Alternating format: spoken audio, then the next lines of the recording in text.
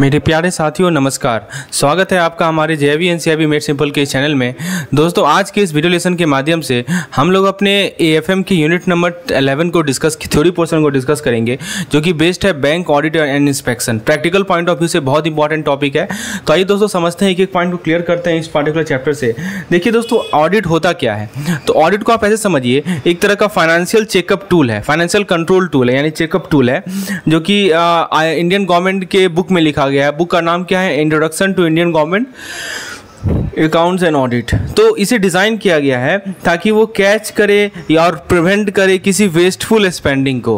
मान लीजिए कि कोई वेस्टफुल स्पेंडिंग है, उसे कैच करना, उसे प्रिवेंट करना, या दोस्तों केयरलेसनेस, ठीक है, केयरलेसनेस को अवॉइड करना। उसके बाद मान लीजिए कि फ्रॉड को अवॉइड करना, ठीक है, जो भी लोग फ्रॉड में इन्वॉल्व होते हैं पैसे से रिलेटेड। तो इससे क्या होता है, ये श्योर होता है कि हमारा जो फंड है, हमारा जो एसेट है, वो प्रॉपर्ली यूटिलाइज किया जा रहा है। तो यही होता है हमारा ऑडिट का डेफिनेशन। समझ में आया दोस्तों? ऑडिट एक तरह का फाइनेंशियल चेकअप टूल है, जो कि हमारे Indian government accounts and audit book में लिखा गया है।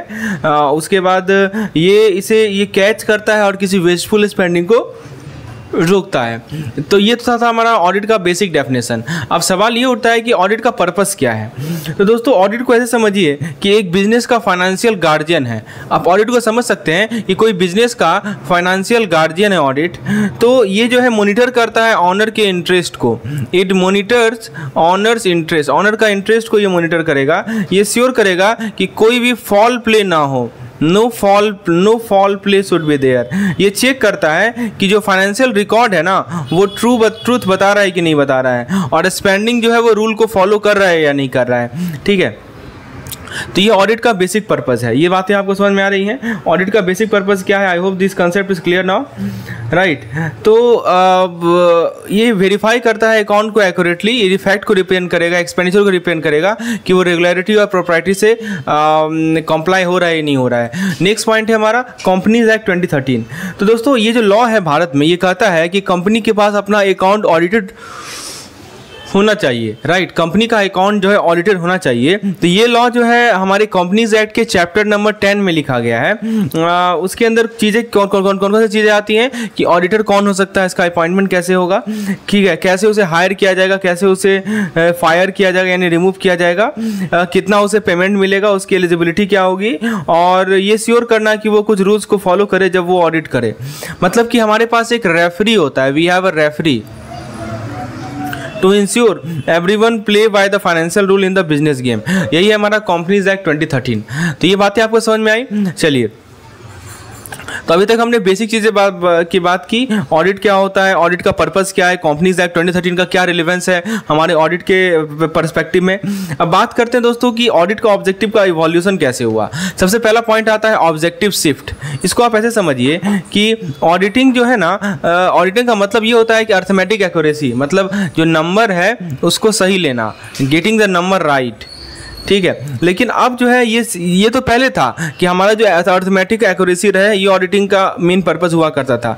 लेकिन आज के समय में इसमें ये श्योर किया जाता है कि जो फाइनेंशियल स्टोरी नंबर के द्वारा कहा जा रहा है वो केवल एक्यूरेट ही नहीं, फेयर भी हो, ठीक है। एक्यूरेट तो हो ही हो, लेकिन फेयर भी होना जरूरी है। ऑडिट का ऑब्जेक्टिव क्या हो गया दोस्तों कि जो फाइनेंशियल स्टोरी कहा जा रहा है वो एक्यूरेट हो और फेयर हो। मतलब ये समझिए कि हम ये चेक कर रहे हैं कि जो रेसिपी का इंग्रेडिएंट है वो सही है, ताकि हम श्योर करें कि जो डिश का टेस्ट है वो भी अच्छा है। तो ये इसका ऑब्जेक्टिव शिफ्ट है। यदि हम एम्फेसिस चेंज की बात करें तो ये केवल नंबर के प्रिसीजन पे फोकस नहीं करता। ऑडिटर अब इस बात पे भी ध्यान रखते हैं कि जो फाइनेंशियल पिक्चर इन सभी नंबर से पेंट किया जा रहा है वो पिक्चर ट्रूथफुल है या नहीं है। जैसे एग्जांपल के तौर पर ये ऐसा समझिए कि जो ब्रिक्स है ना, वो आप पहले तो ब्रिक्स का काउंटिंग हो रहा था किसी घर में, ठीक है। तो ये तो पहले का समय था। लेकिन आज के समय में क्या हो गया है कि हम ये इंश्योर करें कि पूरा का पूरा बिल्डिंग ही सॉलिड है और अच्छे से कंस्ट्रक्टेड है। तो ये चेंजेस आए हैं। पहले ऑडिट में क्या होता था कि हम केवल अर्थमेटिक एक्यूरेसी पे फोकस करते थे, मतलब हमारा नंबर बस सही हो जाए, बस दैट्स ऑल। लेकिन आज के समय में ऑडिट का मतलब ये हो गया है कि हम ये चेक करें कि जो फाइनेंशियल स्टोरी नंबर कह रही है, नंबर है तो कुछ ना कुछ कहानी तो जरूर कहेगी, वो जो कहानी है वो फाइनेंशियल स्टोरी है वो सही हो, राइट। वो एक्यूरेट ही हो और फेयर भी हो। तो देखिए किस तरह से शिफ्ट हुआ है। पहले क्या था, पहले ऑडिट का क्या मीनिंग था, आज के समय में क्या ऑडिट का मीनिंग है। So this is what have been explain in this particular slide. चलिए अगला स्लाइड पे चलते हैं। अब बात करें हम लोग टेक्नोलॉजिकल एडवांसमेंट इन ऑडिटिंग।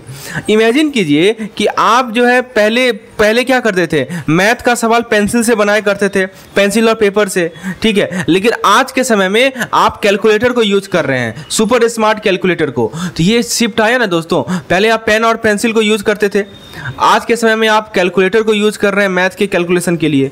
तो उसी तरह दोस्तों कंप्यूटर जो है ना, वो ऑडिट का बेस्ट फ्रेंड हो गया है, राइट, जिससे वो प्रोसेस कर सकते हैं, बहुत सारे फाइनेंशियल डेटा को एनालाइज कर सकते हैं बहुत फास्ट तरीके से और एक्यूरेट तरीके से। तो वही कहा जा रहा है कि development in auditing include the incorporation of computer in accounting and auditing process. अब जरा हम बात करें ऑडिटिंग ट्रांसफॉर्मेशन की, इसे आप ऐसे समझिए कि पहले के समय में क्या होता था कि ऑडिटिंग का मतलब हुआ करता था कि हम किसी केस को इन्वेस्टिगेट कर रहे हैं केवल विटनेस से बात कर मतलब जो विटनेस है उसे हम डिस्कस कर रहे हैं, ठीक है, उसे बात कर रहे हैं और इस प्रकार से केस को हम इन्वेस्टिगेट कर रहे हैं। लेकिन आज के समय में ऑडिटिंग का मतलब क्या हो गया है कि एक डिजिटल डिटेक्टिव स्टोरी है। आज के समय में ऑडिटिंग क्या है, डिजिटल डिटेक्टिव स्टोरी है, जो कि इलेक्ट्रॉनिक ट्रांजैक्शन के इलेक्ट्रॉनिक ट्रायल को फॉलो करेगा। मतलब जैसे कि आप पहले के समय में बुक पढ़ते थे और आज के समय में आप हाई स्पीड सर्च इंजन को यूज कर रहे हैं, इसी प्रकार से ऑडिटिंग का भी ट्रांसफॉर्मेशन हुआ है। पहले के समय में कुछ ट्रेडिशनल मेथड था जैसे ओरल हियरिंग, अकाउंट, लेकिन आज के समय में आप कंप्यूटर को यूज कर रहे हैं ताकि कंप्यूटराइज अकाउंट को एग्जामिन कर सकें। सो this is how auditing has transformed. तो यही है टेक्नोलॉजिकल एडवांसमेंट।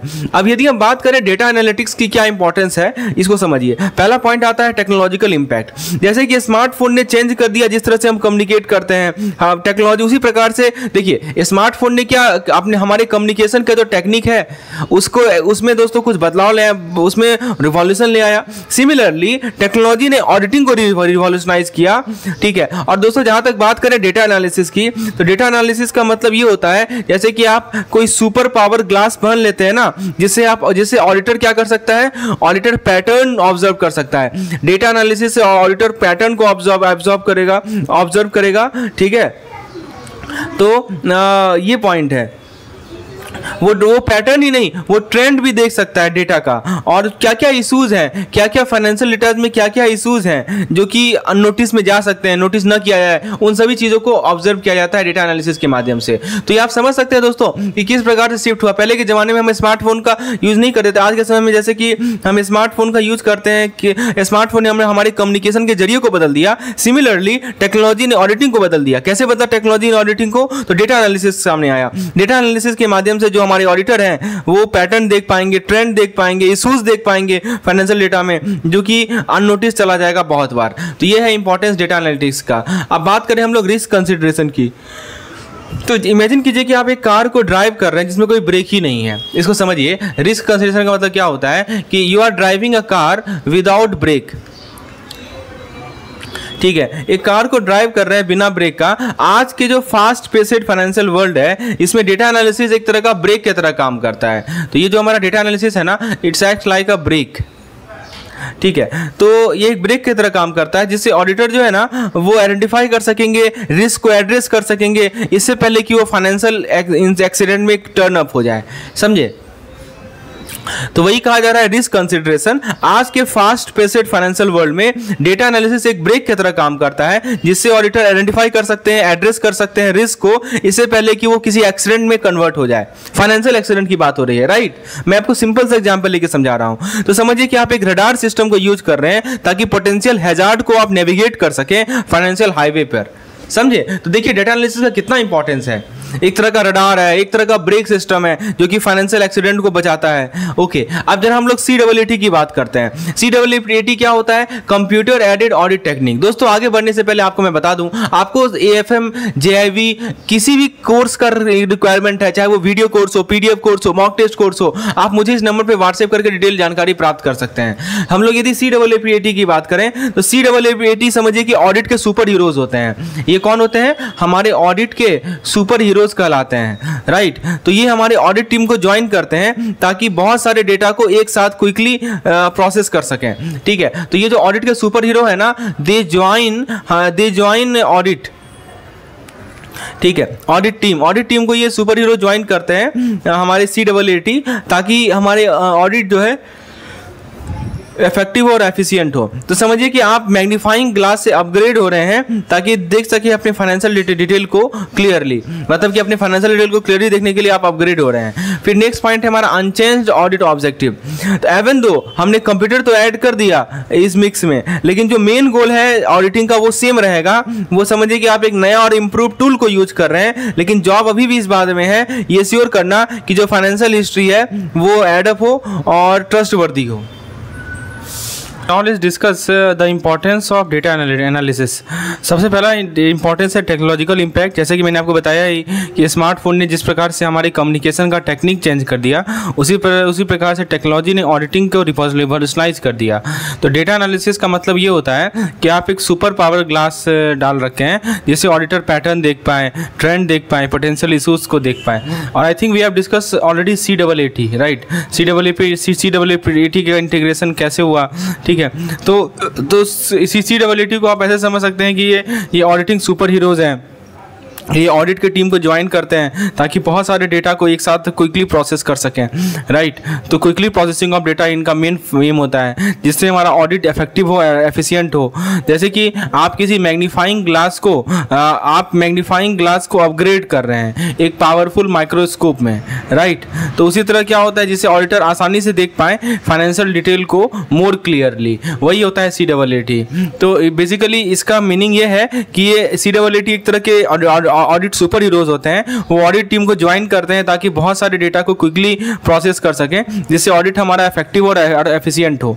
नेक्स्ट पॉइंट है हमारा अनचेंज्ड ऑडिट ऑब्जेक्टिव। इसका क्या मतलब होता है कि हमने कंप्यूटर तो ऐड कर दिया इस मिक्सचर में, लेकिन जो मेन गोल है ऑडिटिंग का वो तो वही रहेगा, वो सेम रहेगा। क्या है कि हम एक न्यू और इम्प्रूव्ड टूल को यूज कर रहे हैं। We are using new and improved tool, लेकिन जॉब अभी भी ये है कि हमारा जो फाइनेंशियल स्टोरी है वो एडअप हो और वो ट्रस्टवर्दी हो, ठीक है। तो ये कहलाता है हमारा अनचेंज्ड ऑडिट ऑब्जेक्टिव। तो ओवरऑल ऑडिट ऑब्जेक्टिव और स्कोप कंसिस्टेंट रहे कंप्यूटर के यूज से। प्रोसीड्यूर और ऑडिट ऑब्जेक्टिव एक्टिविटीज का जो नेचर है, ठीक है, वो इन्फ्लुएंस होता है कंप्यूटराइज इंफॉर्मेशन सिस्टम एनवायरनमेंट में। इसे कहा जाता है unchanged audit objective. Next point है हमारा ट्रांजिशन इन ऑडिट प्रोसेस।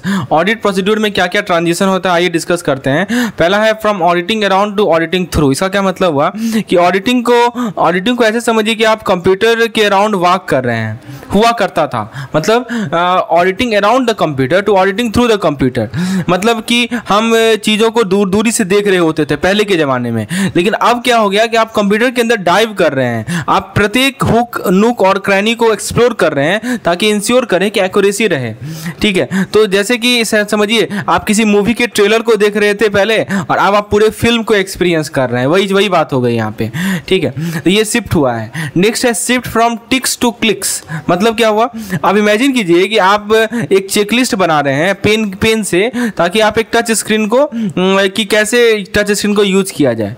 लेकिन आज के ऑडिट में क्या होता है कि आप डिजिटल बटन पे क्लिक कर रहे हैं रेदर देन आप मैनुअली आइटम को टिक ऑफ कर रहे हैं, ठीक है। तो समझिए कि एक मैनुअल टाइपराइटर से आप हाईटेक कीबोर्ड में शिफ्ट हो गए स्मूथर और क्विकर वर्क के लिए, वही कहा जा रहा है टिक्स टू क्लिक्स। दूसरा है हमारा इनहेरेंट ऑब्जेक्टिव एंड लिमिटेशन। अब जरा हम लोग ऑडिटिंग के ऑब्जेक्टिव और लिमिटेशन की बात करते हैं जो कि इनहेरेंट है। पहला है डिटेक्शन एंड प्रिवेंशन। मतलब क्या होता है कि ऑडिटर समझिए कि एक तरह के फाइनेंशियल डिटेक्टिव होते हैं, they are like financial detective.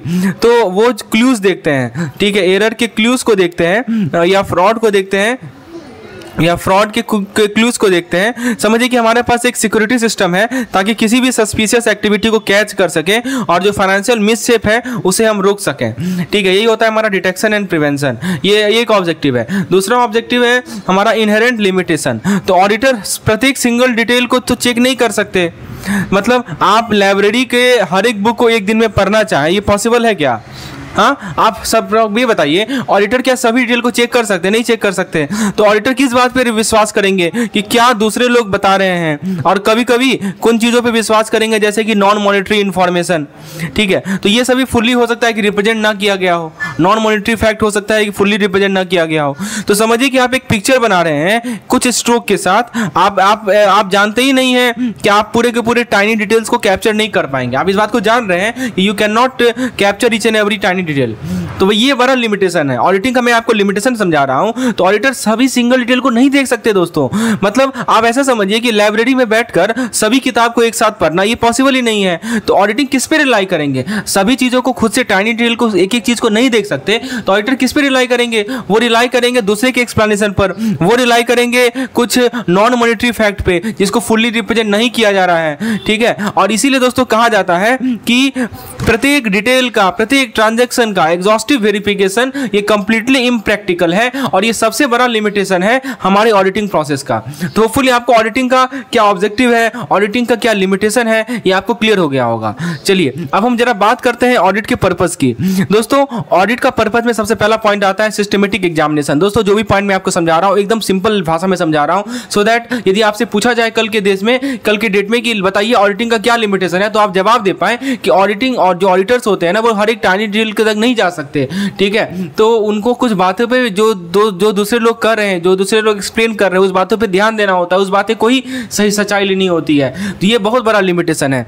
अच्छा, यदि हम पर्पस की बात करें, पहला होता है सिस्टमेटिक एग्जामिनेशन। तो ऑडिट को आप ऐसे समझिए कि एक थॉरो हेल्थ चेकअप हो रहा है। ठीक है, तो एक ऑडिटिंग को समझ सकते हैं आप, एक थॉरो हेल्थ चेकअप हो रहा है किसी बिजनेस के लिए, तो इसके अंदर एक डिटेल्ड और ऑर्गेनाइज लुक होगा फाइनेंशियल रिकॉर्ड का। जैसे कि डॉक्टर सिस्टमेटिकली पेशेंट को एग्जामिन करता है ना, उसी प्रकार से कोई डॉक्टर है वो क्या करता है, वो पेशेंट्स को वो किसी पेशेंट को एग्जामिन करता है, राइट, पेशेंट को एग्जामिन करता है ना। उसी प्रकार से कि ये जो हमारा ये ऑडिट होता है उसके अंदर एक थॉरो हेल्थ चेकअप होता है किसी बिजनेस का। ये कहलाता है हमारा सिस्टमेटिक एग्जामिनेशन। दूसरा पॉइंट है हमारा फाइनेंशियल रिप्रेजेंटेशन। तो ऑडिट का मतलब, ऑडिट का मेन एम यही रहता है कि ये श्योर करना कि जो हमारा फाइनेंशियल स्टेटमेंट है, जैसे कि बिजनेस का रिपोर्ट कार्ड होता है उसी प्रकार से हमारा फाइनेंशियल स्टेटमेंट है, तो ये जो फाइनेंशियल स्टेटमेंट है ना वो एक ऑनेस्ट स्टोरी बताए। मतलब ये श्योर करना कि जो रिपोर्ट कार्ड है वो एक्यूरेटली रिफ्लेक्ट करे किस प्रकार से स्टूडेंट ने परफॉर्म किया था स्कूल ईयर में। तो यही होता है हमारा फाइनेंशियल रिप्रेजेंटेशन। तो मेन एम यही है कि ये श्योर करना कि जो फाइनेंशियल स्टेटमेंट है वो एक ऑनेस्ट स्टोरी समझाए। फाइनेंशियल स्टेटमेंट को समझ सकते हैं किसी बिजनेस का रिपोर्ट कार्ड, मतलब ये श्योर करना कि जो रिपोर्ट कार्ड है ना वो एक्यूरेटली रिफ्लेक्ट करे कितने अच्छे से स्टूडेंट ने स्कूल ईयर में परफॉर्म किया था। ये होता है हमारा फाइनेंशियल रिप्रेजेंटेशन। नेक्स्ट है हमारा रेगुलेटरी कॉम्प्लायंस एंड एश्योरेंस। इसे समझिए, सबसे पहला पॉइंट आता है एडहेरेंस टू रेगुलेटरी प्रोविजन। इसमें इसका मतलब क्या होता है कि जो ऑडिटर्स होते हैं ना वो एक तरह के फाइनेंशियल रेफरी की तरह होते हैं। Auditors are like financial referee. ठीक है, वो ये श्योर करते हैं कि बिजनेस रूल से प्ले करे, जो कि गवर्नमेंट ने जो रूल सेट करके रखा है ना बिजनेस उससे प्ले करे। ठीक है, मतलब ये इंश्योर करना होता है कि जो एथलीट है वो गेम रूल को फॉलो करे किसी मैच के दौरान। इसे कहा जाता है एडहेरेंस टू रेगुलेटरी प्रोविजन। मतलब ऑडिटर वेरीफाई करेंगे, ऑडिटर एक तरह के फाइनेंशियल रेफरी की तरह होते हैं, वो श्योर करते हैं कि जो बिजनेस है रूल से प्ले करे जो कि सरकार ने सेट करके रखा है, सरकार ने नियम बना के रखा है। और ये जो फाइनेंशियल रेफरी है वो ये श्योर करते हैं कि बिजनेस उन सभी नियम को फॉलो करे। ठीक है, दूसरा पॉइंट है क्रॉस चेकिंग फंक्शन। ये भी इंपॉर्टेंट फंक्शन है। इमेजिन कीजिए कि आपके पास एक दूसरा आंख का पेयर है, तो ये ताकि कंफर्म कर सके कि पजल को हमने करेक्टली सॉल्व किया। तो ऑडिटर ऐसा ही कुछ काम करते हैं, वो डबल चेक करते हैं ताकि इंश्योर करें कि जो फाइनेंशियल स्टेटमेंट है वो सारे नियम को फॉलो कर रहे हैं, मीट कर रहे हैं। समझिए कि एक फ्रेंड रिव्यू है, आपके फ्रेंड आपके होमवर्क को रिव्यू कर रहा है ताकि इंश्योर करे कि वो टीचर के इंस्ट्रक्शन को फॉलो कर रहा है कि नहीं कर रहा है। ये क्रॉस चेकिंग फंक्शन सबसे इंपॉर्टेंट है हमारे ऑडिटिंग का। मतलब क्रॉस चेक किया जाएगा ताकि कंफर्म कर सके जो फाइनेंशियल स्टेटमेंट है वो रेगुलेटरी रिक्वायरमेंट अडेयर हो रहा है। ये बातें समझ में आ रही है आपको? नेक्स्ट पॉइंट आता है यूजर कॉन्फिडेंस एंड रिलायबिलिटी। सबसे पहला पॉइंट आता है कंफर्ट फॉर यूजर। मतलब ऑडिट एक सेंस ऑफ सिक्योरिटी प्रोवाइड करता है उन लोगों के लिए जो कि फाइनेंशियल स्टेटमेंट पे विश्वास रखते हैं। अब कौन लोग होते हैं जो फाइनेंशियल स्टेटमेंट पे विश्वास रखते हैं? जैसे कि हमारे इन्वेस्टर्स हो गए, जैसे कि हमारे लैंडर्स हो गए। तो बेसिकली ऑडिट जो है एक सेंस ऑफ सिक्योरिटी प्रोवाइड करता है इन लोगों को, यानी इन्वेस्टर को और लैंडर को एक सेंस ऑफ सिक्योरिटी प्रोवाइड करता है ऑडिट। ठीक है, तो समझिए कि आपका अपना फेवरेट रेसिपी के बारे में जानना है जिसको आपने टेस्ट किया है, अप्रूव किया गया है शेफ के द्वारा, जिससे आप ज्यादा कॉन्फिडेंस हो सके इसके सक्सेस में। दूसरा है हमारा ट्रस्ट इन फाइनेंशियल इंफॉर्मेशन। तो दोस्तों जो हमारे यूजर्स होते हैं, जैसे कि हमारे इन्वेस्टर्स हो गए, लैंडर्स हो गए, वो इस फाइनेंशियल डेटा को ट्रस्ट कर सकते हैं जो कि प्रेजेंट किया जा रहा है, कि हाँ वो ट्रस्ट कर सकते हैं कि जो डेटा है वो एक्यूरेट है। तो समझिए कि एक ट्रस्ट वर्दी फ्रेंड है जो कि किसी चीजों को जो कि किसी के बारे में कैरेक्टर का वाउच कर रहा है। ठीक है, तो ये है हमारा यूजर कॉन्फिडेंस एंड रिलायबिलिटी।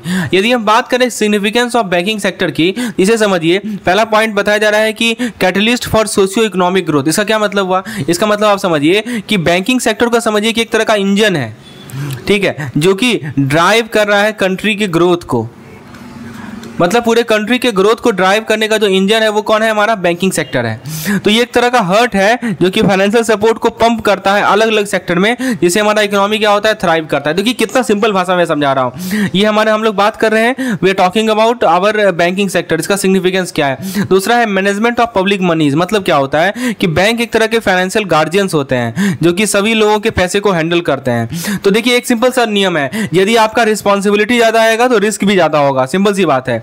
तो इसीलिए क्रूशियल है कि बैंकिंग एनवायरनमेंट को हम हेल्दी रखें और स्टेबल रखें। हम ये इंश्योर करें कि हमारा सेफ वॉल्ट हो सभी तरह के कम्युनिटी के मेजर्स के लिए। तो वही कहा जा रहा है मैनेजमेंट ऑफ पब्लिक मनी। ये दो पॉइंट हमने समझा। पहला पॉइंट क्या बताया आपको? Catalyst for socio economic growth. दूसरा पॉइंट क्या बताया? Management of public money. तीसरा आता है हमारा role of quality bank audit. Quality bank audit का क्या रोल है? पहला पॉइंट है एंश्योरिंग फाइनेंशियल हेल्थ। मतलब क्या हुआ कि जो क्वालिटी बैंक ऑडिट होता है ना दोस्तों, वो एक तरह के डॉक्टर्स की तरह काम करते हैं हमारे बैंकिंग सिस्टम के लिए। तो वो चेक करते हैं इसके पल्स को। डॉक्टर कैसे पल्स चेक करता है, वैसे ये भी पल्स को चेक करते हैं, इंश्योर करते हैं कि ये हेल्दी हो, राइट, ये हेल्दी हो और स्टेबल हो। वो इंश्योर करते हैं कि हेल्दी और स्टेबल हो। मतलब जैसे कि हमारा रेगुलर चेकअप होता है ताकि किसी भी पोटेंशियल इश्यूज को हम कैच कर सकें इससे पहले कि वो सीरियस हो। तो उसी प्रकार से क्वालिटी बैंक ऑडिट जो है एक पाइवटल रोल प्ले करता है हेल्दी, सेफ्टी और stability of the banking sector. यदि हम रिस्क मिटिगेशन की बात करें तो ऑडिट्स जो होते हैं ना, वो एक तरह के फाइनेंशियल बॉडी गार्ड होते हैं बैंक के लिए। ठीक है, तो ऑडिट क्या होते हैं दोस्तों? फाइनेंशियल बॉडी गार्ड होते हैं। ठीक है, audits are like financial bodyguard for the bank, ताकि किसी पोटेंशियल रिस्क से हम बचा सकें। मतलब समझिए कि हमारे पास एक सिक्योरिटी सिस्टम है ताकि किसी अनवांटेड सरप्राइज को हम प्रिवेंट कर सकें, और इससे क्या होगा कि बैंक का हमारा ओवरऑल स्टेबिलिटी क्या होगा? इंश्योर होगा। ठीक है, इसे कहते हैं रिस्क मिटिगेशन। तो ऑडिट एक तरह के फाइनेंशियल बॉडीगार्ड होते हैं बैंक के लिए ताकि रिस्क से हम बचा सकें। यदि हम डाइवर्स ऑफरिंग और ऑपरेशनल स्ट्रक्चर की बात करें, पहला पॉइंट आता है providing service to various segment. मतलब बैंक समझिए कि वन स्टॉप शॉप है। बैंक क्या है? वन स्टॉप शॉप है जो कि बहुत सारे फाइनेंशियल प्रोडक्ट को ऑफर करता है सभी लोगों को।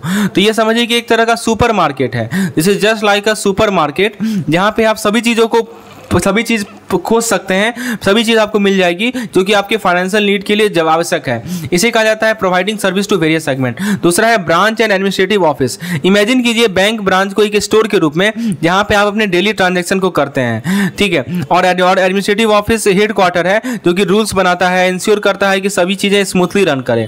तो ये अंतर है हमारे ब्रांचेज और एडमिनिस्ट्रेटिव ऑफिस में।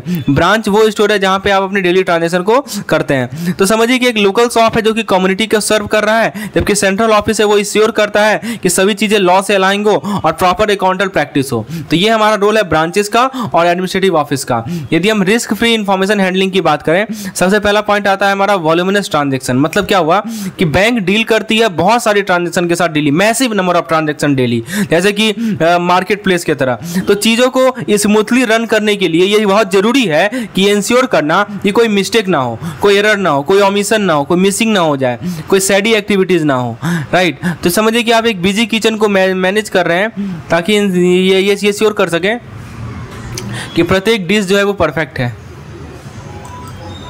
तो ये हमारा वॉल्यूमलेस ट्रांजैक्शन से रिलेटेड पॉइंट है। दूसरा पॉइंट है हमारा कंटिन्यूअस इंप्रूवमेंट। मतलब क्या होता है कि जो बैंक मैनेजर होते हैं ना, वो शेफ की तरह होते हैं जो कि हमेशा अपने रेसिपी को रिफाइन करते हैं, right. So bank manager are just like chef who refine their recipe. तो वो एक्टिवली वर्क करते हैं ये सिस्टम को सिक्योर बनाने में, राइट, और इंफॉर्मेशन सिस्टम को हैंडल करने में, ठीक है। यदि हम बात करें बैंकिंग एनवायरनमेंट में चैलेंजेस की, पहला चैलेंज आता है डायनेमिक बिजनेस लैंडस्केप। मतलब बैंकिंग वर्ल्ड जो है ना वो फास्ट पेस्ड रेस्ट है, रैपिड चेंजेस हो रहे हैं, जहाँ पे ट्रैक हमेशा चेंज होते रहते हैं, ठीक है। बैंक चैलेंज फेस करती है नए कॉम्पिटिटर से, कस्टमर नीड के चेंजिंग से चैलेंज फेस करती है, इवॉल्विंग रूल से चैलेंज फेस करती है। दूसरा है हमारा इंडस्ट्री रिस्पांस, ये भी बहुत बड़ा चैलेंज है। जैसे कि स्पोर्ट टीम एडजस्ट करती है अपनी प्लेस को, वैसे ही बैंक भी चैलेंजेस को एडेप्ट करते हैं। वो अपने सिस्टम को स्ट्रेंथन करेंगे, मजबूत बनाएंगे, ताकि अनसर्टेनिटीज को, रिस्क को हैंडल कर सकें, इंश्योर किया जाएगा कि वो टॉप कंटेंडर हो। नेक्स्ट यदि हम बात करें purpose and procedure of bank audit, तो उसको हम लोग अगली स्लाइड में देखते हैं कि क्या पर्पज है, क्या प्रोसीड्यूर है, किस प्रकार से बैंक ऑडिट करवाया जाता है। तो पहले तो ऑडिट का डेफिनेशन समझिए। बैंक ऑडिट एक तरह का डिटेल इंस्पेक्शन होता है किसी रेस्टोरेंट का। वो चेक करते हैं कि जो मेनू से लेके किचन तक सभी चीज सही रहे। ऑथर किसी, और जो ऑडिटर होते हैं ना, वो किसी बैंक के फाइनेंशियल स्टेटमेंट को रिव्यू करेंगे, बैंक के फाइनेंशियल सर्विस को रिव्यू करेंगे, प्रोसीड्यूर को रिव्यू करेंगे, इंश्योर करेंगे कि वो रूल जो आरबीआई ने सेट करके रखा है, गवर्नमेंट ने सेट करके रखा है, वो रूल फॉलो करें या ना करें। नेक्स्ट है हमारा, ये तो हमारा था ऑडिटर डेफिनेशन। नेक्स्ट है कॉम्प्लायंस एश्योरेंस। मतलब बैंक ऑडिट को समझिए कि एक हेल्दी चेकअप है बैंक के लिए, ये एक रूटीन प्रोसीड्यूर है ये श्योर करना कि बैंक अच्छे फाइनेंशियल हेल्थ में है और वो सारा का सारा रूल फॉलो कर रहा है। समझिए कि आप रेगुलर फिजिकल कर रहे हैं ताकि इंश्योर कर सके कि आप हेल्दी रहें और डॉक्टर की एडवाइस को फॉलो करें। सिमिलर केस है। यदि हम बात करें इवोल्यूशन टू आरबीआई, पहले तो आरबीआई का फुल फॉर्म आप जान लीजिए। आरबीआई का फुल फॉर्म होता है रिस्क बेस्ड इंटरनल ऑडिट।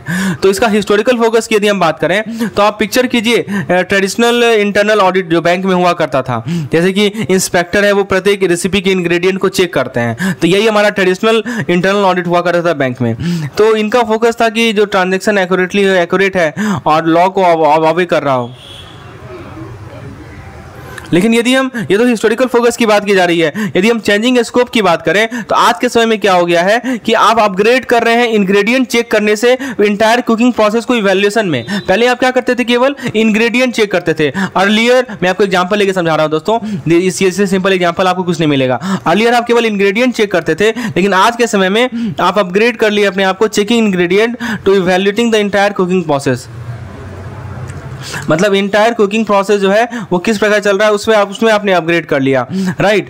तो जैसे इंटरनल ऑडिट्स होते हैं ना, ये भी ब्रॉड हो चुके हैं, ताकि ये केवल एक्यूरेसी को एसेस नहीं करते, लेकिन ये भी एसेस करते हैं कि इंटरनल कंट्रोल सिस्टम किस प्रकार से रिस्क को मैनेज कर रहा है। तो दो पॉइंट है, एक तो हमारा एक्यूरेसी है, राइट, एक्यूरेसी तो करता ही करता है, उसके अलावा दोस्तों इंटरनल कंट्रोल सिस्टम को भी एक्सेस करता है।